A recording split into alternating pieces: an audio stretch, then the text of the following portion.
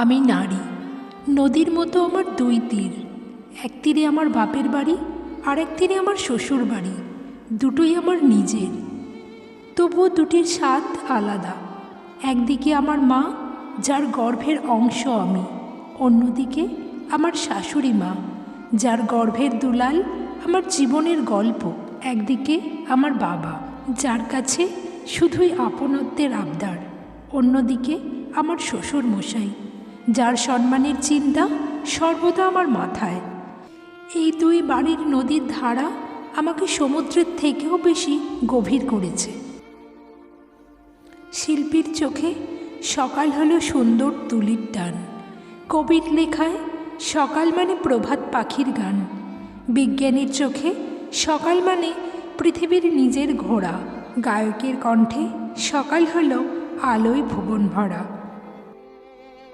সুখের পিছনে ছুটতে নেই, সুখ প্রজাপতির মতো, ধরতে গেলে ধরা দেয় না, চুপ করে থাকলে ঠিক গায়ে এসে বসে।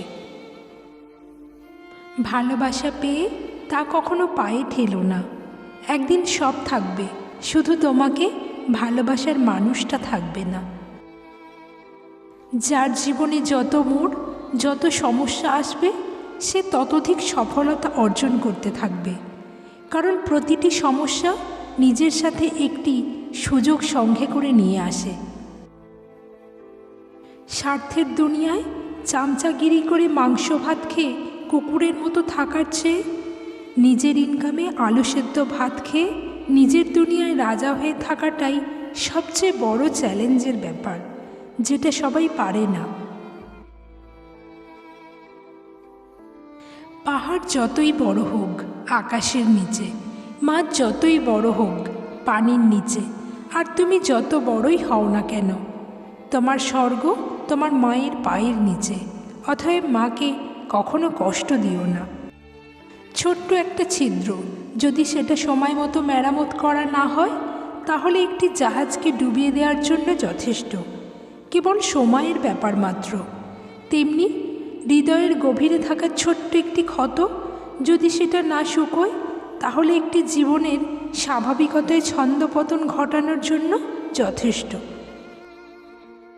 শক্তিশালী ওই ব্যক্তি নয় যে কুস্তিতে খুব লড়তে পারে, শক্তিশালী সেই ব্যক্তি যে নিজের ক্রোধ নিয়ন্ত্রণ করতে পারে। স্বার্থপর মানুষগুলো শুধু আপনাকে নয়, প্রয়োজনে আপনার ছায়াকেও অনুসরণ করবে। যখন স্বার্থ ফুরিয়ে যাবে, তখন শুধু আপনার থেকে নয়, আপনার ছবির থেকেও মুখ ফিরিয়ে নেবে। ভাগ্য তোমার হাতে নেই সত্য, কিন্তু সিদ্ধান্ত তোমার হাতে। ভাগ্য কখনো সিদ্ধান্ত নেয় না, তোমার সিদ্ধান্তই তোমার ভাগ্যের পরিবর্তন এনে দিতে পারে। আমি খুব ক্লান্ত, জীবনের প্রতি পদে পদে হারিয়ে মানিয়ে নিয়ে সবার ইচ্ছের মূল্য দিতে দিতে। আমার ইচ্ছেগুলো কোথায় হারিয়েছে আজ আমি নিজেই জানি না। ভালোবাসাটা সবাই পায় না, এটা পাওয়া অনেক ভাগ্যের ব্যাপার। যদি পেয়ে থাকো তাহলে যত্ন নিও। ছাত্র যদি ভালো হয়, স্কুল কোনো সমস্যা নয়। নামি দামি স্কুল যত, অহংকার মনে বাড়ায় তত। প্রাথমিকে যারা পড়ে তারাই কিন্তু দেশটা গড়ে।